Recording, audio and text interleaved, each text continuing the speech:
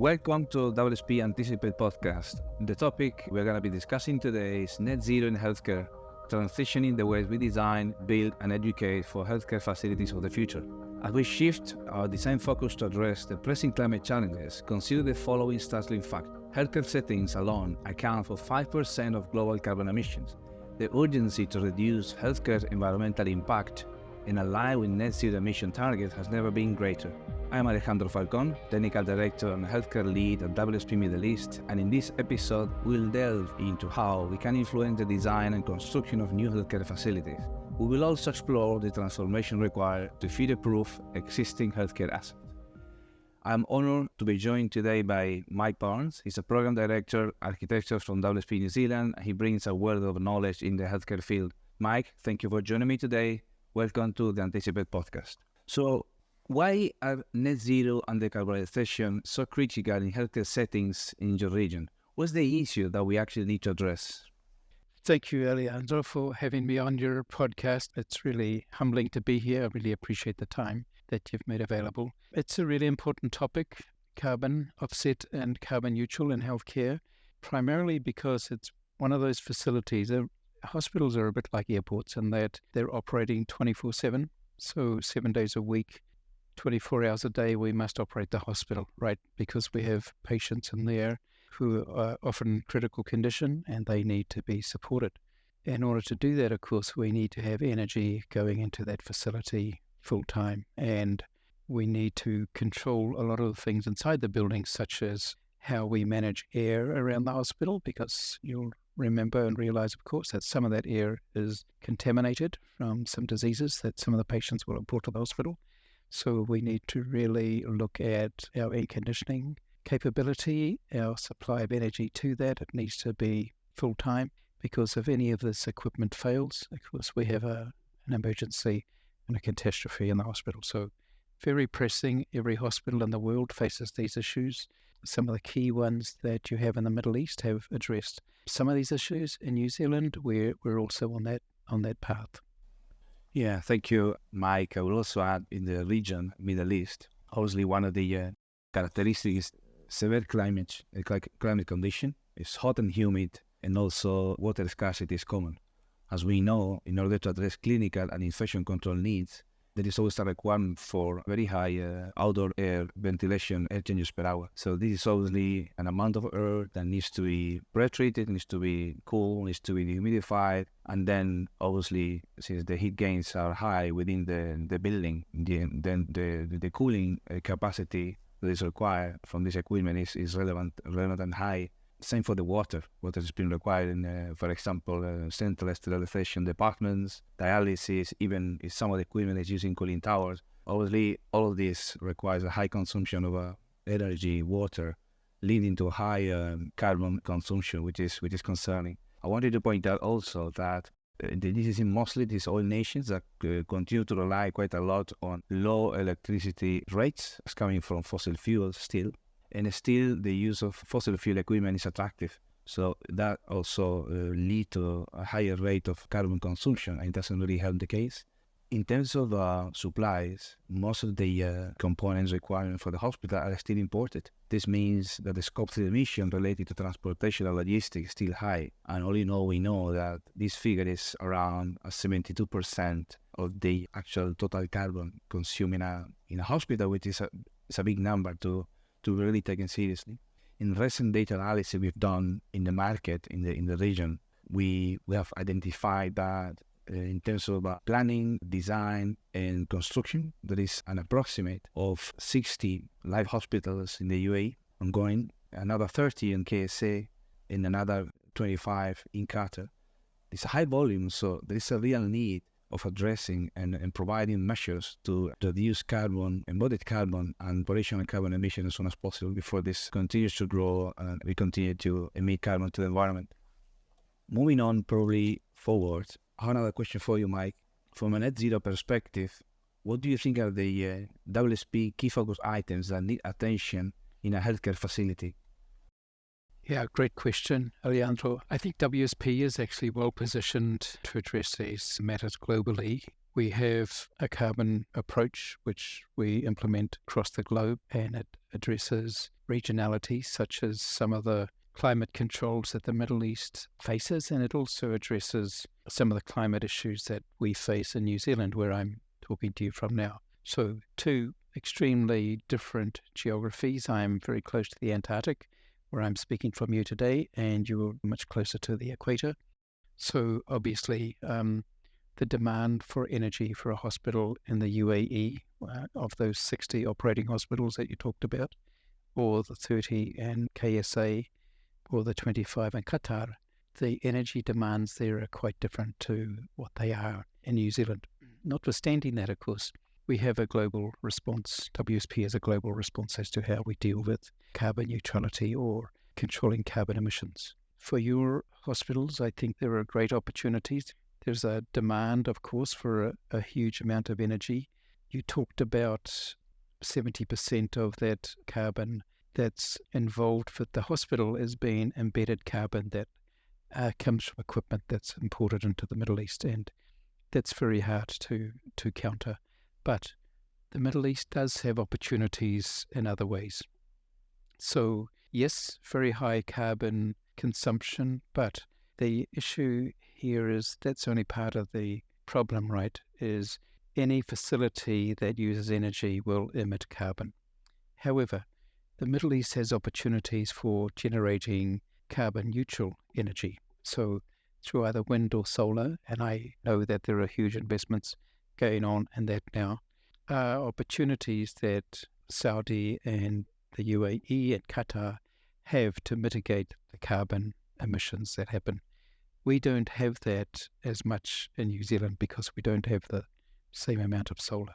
What we do have, though, so let's consider we have a hospital that consumes, let's say, X kilojoules of energy per day. In the Middle East, you can offset that by generating your energy in a very sustainable way through either solar or through wind or investments in tidal energy. We have some of that in New Zealand, but what we do have to manage the carbon emissions in our hospitals is that we create 75% of our energy already through hydro dams. So a lot of our energy is already green. 75% of the national production of electricity in New Zealand is through green, sustainable means. So when we come to address the carbon emissions problem, our energy production is not the biggest side of the problem. Our energy consumption is the biggest side of the problem. So despite that, Alejandro, I think the answer to your question is WSP has a global approach to this. So we have solutions for the Middle East geography, and we have solutions for the almost sub-Antarctic environment that we're in now. Thank you, Mike. I think in addition to that, I would say in the Middle East, the net zero concept overall, although we have seen a strong push and trend in the past years, it's still probably in an infant stage. And this doesn't apply only to healthcare, but probably to all sectors. So I think one of the key roles that we have as WSP is to spread awareness and be able to educate our healthcare clients on the importance of providing an effective net zero approach to planning, design, construction, retrofit, and probably in preparation for a potential mandatory regulatory framework that may come. So clients then prepare for when this is coming in order to address the requirements. I think another thing that we see, especially now with the Saudi market booming, is very large communities being developed. In this regards, it's very important during the planning phase to select strategically and properly the location of these hospitals. Again, going back to the scope of the emissions, there's a lot of patients, staff, visitors that need to commute to the acute hospitals for treatment, but also the supply of the goods, namely pharmaceutical, logistics, food supply, catering. I think this is another important factor that WSP can help from the master planning perspective in making sure that we support from the very beginning in planning well where the building is located.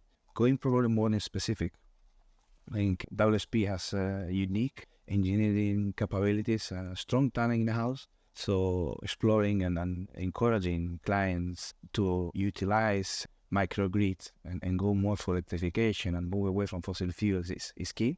And also, when it comes to the major energy consumer, which is mechanical systems, HVAC, as we see across the world, many countries require in their codes different exchanges per hour. For example, for an operation theater. Why is that? So obviously, of course, draft the requirements on the basis of the empirical tests they've done, but it's important to every time more and more verify and validate the actual required 18 units per hour in order to dilute effectively the air pollutants and reduce the concentration of viral infectivity by running CFD modeling. Because again, one of the major consumers that we see is the amount of air that we need to treat when the air is coming into the building. In connection with this, obviously, I think WSP needs a focus in ensuring a proper balance in the design of the facade, whether it is a design or it's a retrofit, making sure there is a good proportion, equilibrium between cost, between efficiency of the UV transmissions of the facade, ratio, glazing and responder panel or solid, and cost probably. I think working also together with clients to understand what's the actual operation. They're going to expect number of duties, hours of work within the various medical wards of the hospital is also crucial. So the engineer can set what we call setback controls and switch off the systems whenever the utilization is not required. I think all of these are key components that have been put together can create significant improvement in the embodied carbon and operational carbon emitted by healthcare facilities. If we consider, Mike, that by 2050, there is a vision to achieve net zero by many countries. But however, around 80% of the buildings that will be operational at that time, so by 2050, are already built. What actions are WSP proposing to tackle this retrofitting challenge, in your opinion? Good question again, Alejandro. It's true that the buildings, particularly hospitals that we build, they last a long time. They're required to last a long time. They're very expensive buildings to put in place. And we generally work on a life cycle of between 45 and 50 years that building will stay there. We design them, though, in such a way that we can retrofit them, and particularly in New Zealand, we're considering a number of quite large hospitals for this region at the moment, and we're approaching them as modular facilities, which means as the building ages, we can remove MEP or building services or air conditioning plant and replace them as the quality of engineering improves in the future. So it's as a building with the structure built now, but those parts which consume energy and produce carbon, we're designing in such a way that they can be removed as technology increases. And that's true right across the hospital. So if you imagine a hospital facility is made up of a number of departments, right, or departmental plans. So you have your operating theatres, as you talked about, requiring a certain amount of air changes per hour. That's a given because you don't want infected air to go to the patient bedrooms where they've already been completed their surgery and they're now recuperating. And you also have radiology departments where you take x-rays of patients before they go into their operation. You have what's called a CSSD, it's a sterilization area where all the medical instruments that are used in surgeries sterilized, and that requires a lot of energy.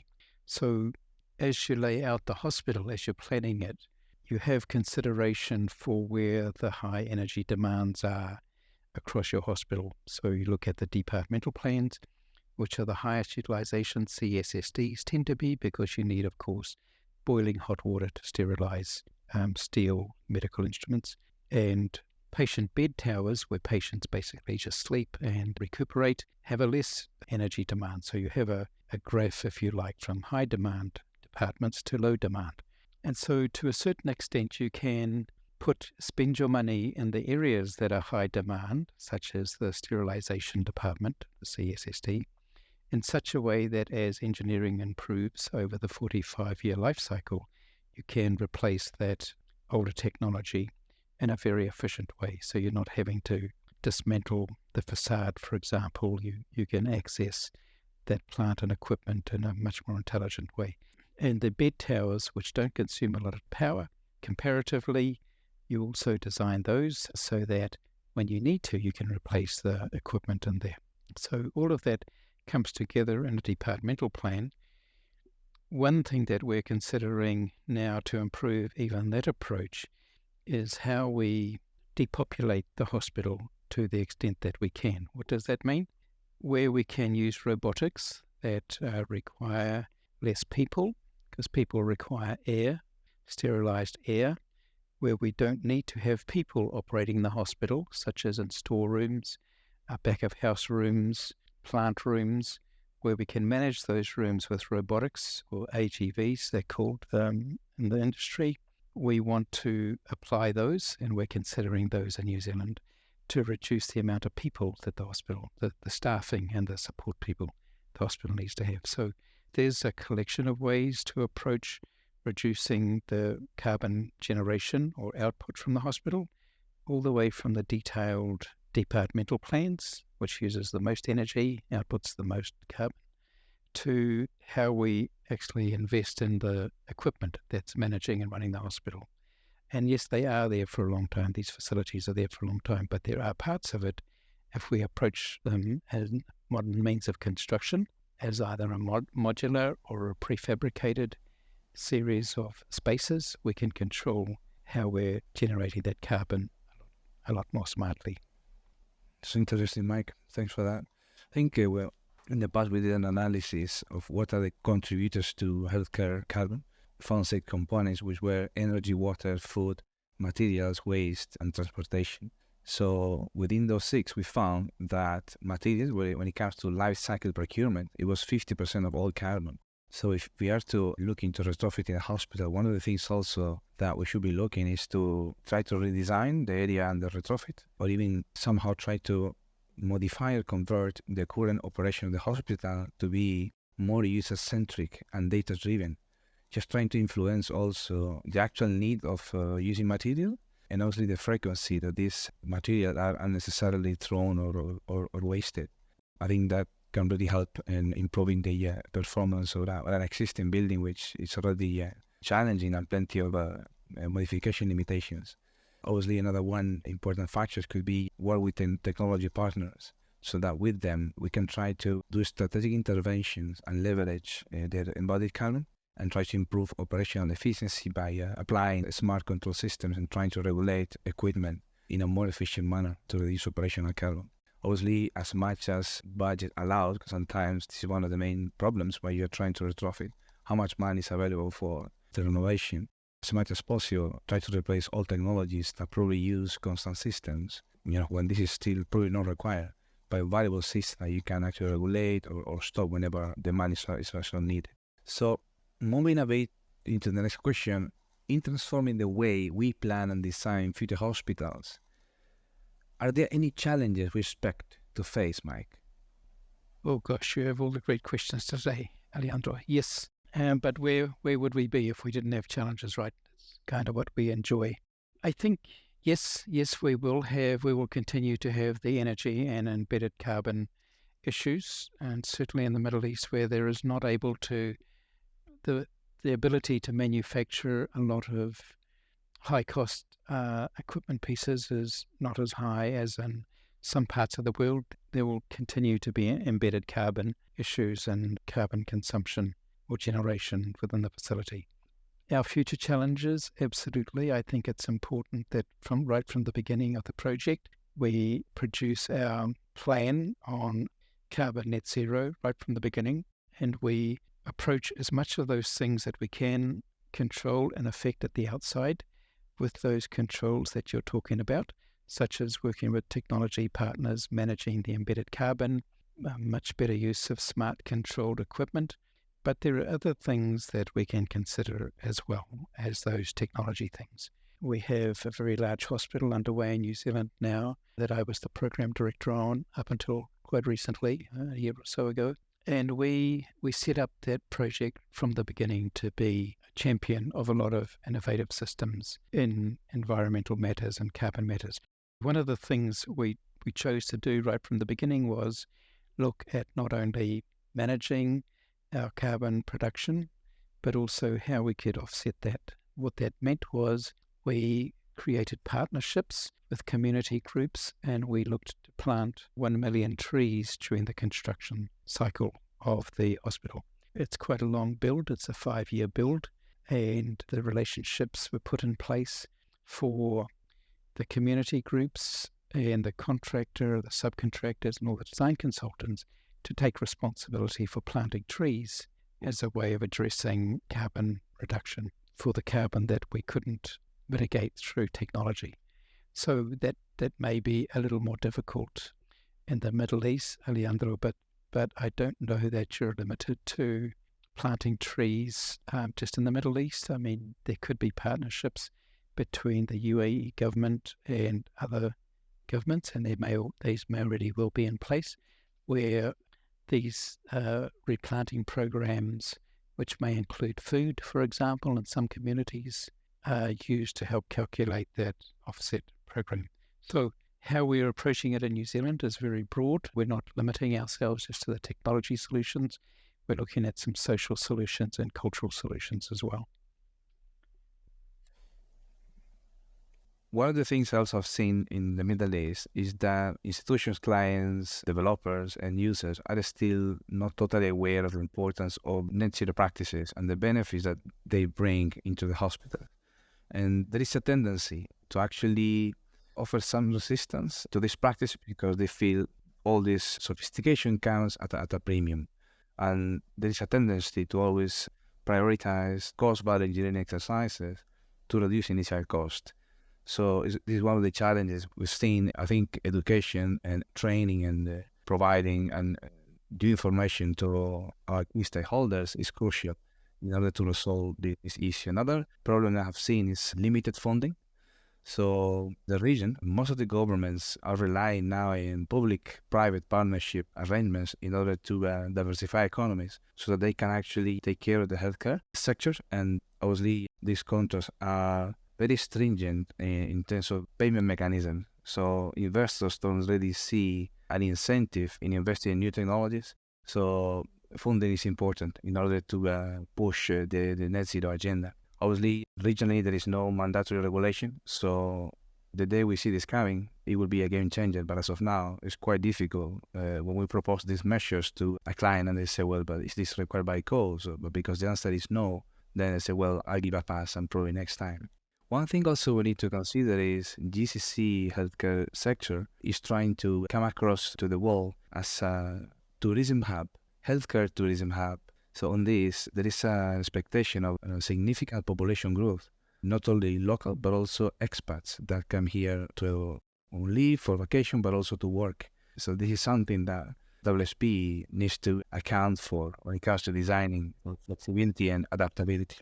Now, we have highlighted great challenges in transforming the way we plan and design, but just in short summary, what needs to happen to overcome these challenges, Mike? The challenge is significant, Alejandro. I think the difficulty that we have, especially in the private healthcare market, is there's an expectation from our clients that it costs so many dollars or dirhams per square meter to build a hospital, and they think that if they build a net zero hospital, it's going to be significantly more. But in fact, it's not really the case. If the costs of building and operating that hospital across its life cycle, that is how much it costs per year, if you take the construction cost, the planning cost, and the operational cost, the impact of net zero on that hospital is actually very little. And I think that's got to do with education. I don't think there's a lot of knowledge amongst our clients, as you say. So I think that comes down to us as engineers and architects to help provide that education and knowledge that it actually doesn't cost much more to produce a net zero approach to hospitals. In fact, over the life cycle, you're saving money towards the last 50% of the life of that facility because your place is much more efficient.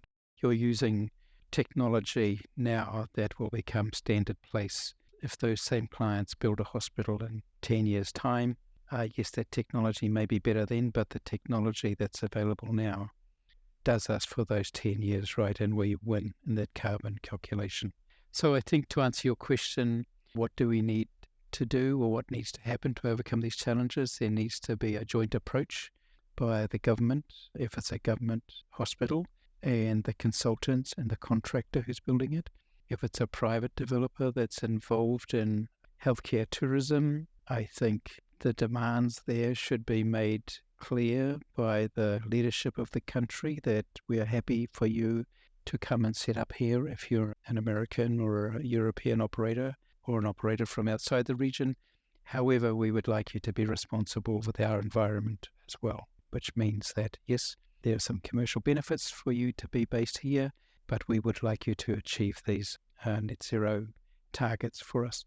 If it's a local entrepreneur or client or investor, I think the long-term acknowledgement and embrace of those conditions which the Middle East is facing is quite necessary. And I would be surprised that if that demand was put in place to acknowledge that long-term need, that the entrepreneurs would not agree. They would struggle to argue that, they don't want to invest. It's a long-term issue. It's not something that can be solved overnight. And the more facilities we get in place that drive towards net zero, the more normal it will become and the more standard it will become. And then there won't be as much pushback from our clients to do that. It's the same as when we had to do, a lot of other things for building controls. It changes over time. Since COVID times, something we've seen in the healthcare sector is an enormous digital transformation in the way we operate hospitals and we approach the actual patient care. How do you think is the digital transformation supporting the transition to net zero in hospitals, Mike? I think it's critical, to be honest. We know from the large and beautiful hospitals that have already been produced in the UAE and now which are going into Qatar and to Saudi, that asset management, managing that asset over its 45-year life cycle is the most expensive part of having that facility, right? There's a metric that we used to use when I was in the Middle East that said 1, 10, 100. Took $1 to design it, $10 to build it, and $100 to operate it over its life cycle. So if you can manage that last part, that $100 part, much more intelligently or astutely or with much more consideration, you can reduce that expensive part of the ownership to the owner. A lot of that asset management is dependent on the digital twin model. So we would spend more money on the design part, that $1 part. We might spend $1.50 or $2 comparatively. We would spend a little bit more than the $10 to construct it because we would be installing equipment, HVAC equipment and security equipment and wayfinding equipment and medical equipment that was digitally compliant and was smart equipment, that we could manage it in that last cycle and the facilities management and operation phase all digitally. So we would have a digital twin that we could control then which departments weren't needing to have the large amount of energy supplied. So maybe at night time, we don't need to have the operating theatres HVAC and air control happening at night because we're not doing operations at night. So we could reduce that infection controlled air at night to those departments through digital asset management. That's becoming now a big focus on not just supporting the owners to reduce cost, but also targeting a net zero approach. It's totally reliant on a LOD 700 BIM model, which a lot of contractors are now familiar with, and a lot of consultants. WSP is very fluent in that area, producing a digital twin to manage the hospital over that life cycle. That 45-year life cycle is a very smart and cheap way to actually drive to carbon net zero. Thank you, Mike. I think the digital world is really, really vast. There's just so much we can do. One of the things that I consider important is moving from the standard building management systems that operate MEP systems in hospitals to add a component of artificial intelligence, AI. And this is because sometimes the way we design the buildings based on the way we get briefed or believe the operation is going to be is not exactly how the building is going to perform, but also the performance of the building, the way it operates can change over time. So the beauty of AI is that by providing field sensors, you can retrieve real-time data all the time. So the system can learn to adjust the systems to the actual demands through the year at any time across the years.